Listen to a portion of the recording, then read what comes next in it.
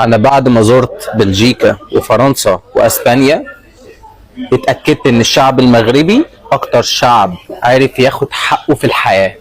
يعني عرفوا ياخدوا حقهم تالت ومتلت، اللي هو انت احتلتني انا هحتلك، انت احتلتني زمان انا هحتلك دلوقتي.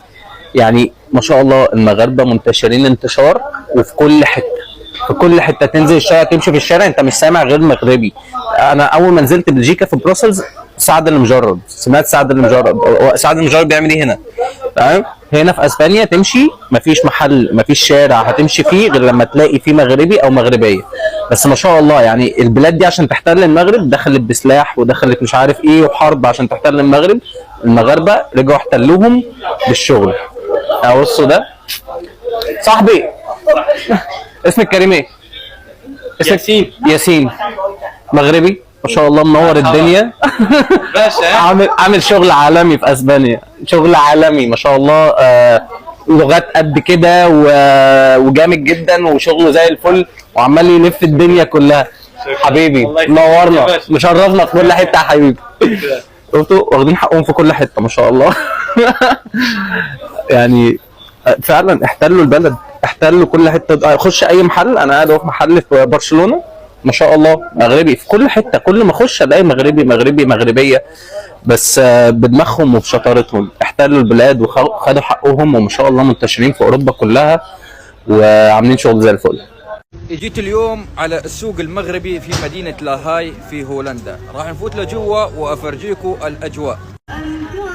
طبعا المغاربة علموا الناس هنا في اوروبا كيف يبيعوا في الاسواق، فبتلاقي بهذا السوق بتلاقي الهولنديين والاتراك والمغاربة، لكن اللي اخترع هاي القصة المغاربة. هولندا مشهورة بالجبنة، شوف الجبنة ما شاء الله. وطبعا ميزة هذا السوق انه بتلاقي الاسعار جدا رخيصة.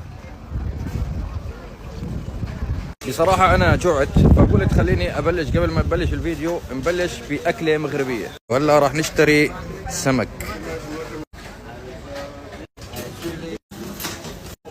طبعا المغاربة مشهورين في السمك، فاشتريت هاي السندويشة سمك ناكلها على الماشي، وبعدين نكمل لكم الفيديو ونفرجيكم الأجواء الجميلة.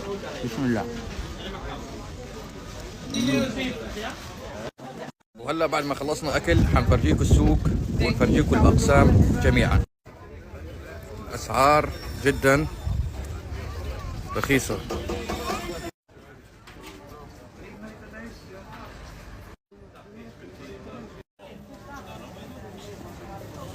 طبعا هذا كله حلال.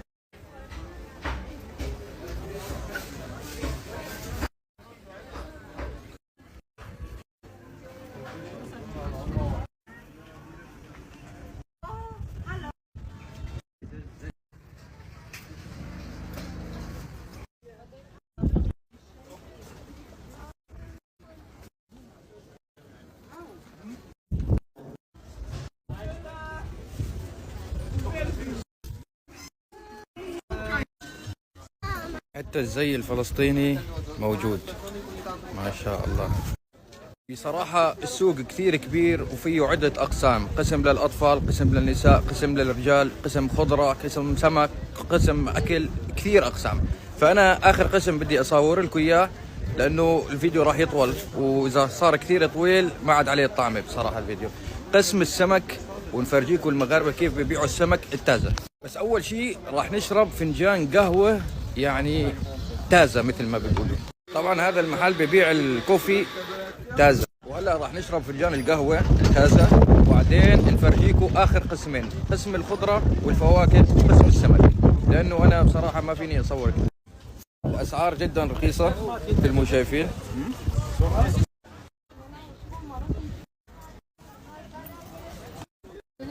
وهذا قسم السمك مثل ما شايفين. بسم الله ما شاء الله. بسم الله.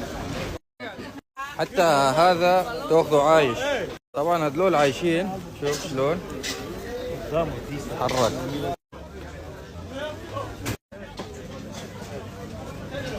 هذا السمك كلياته لهناك، حتى اللحمة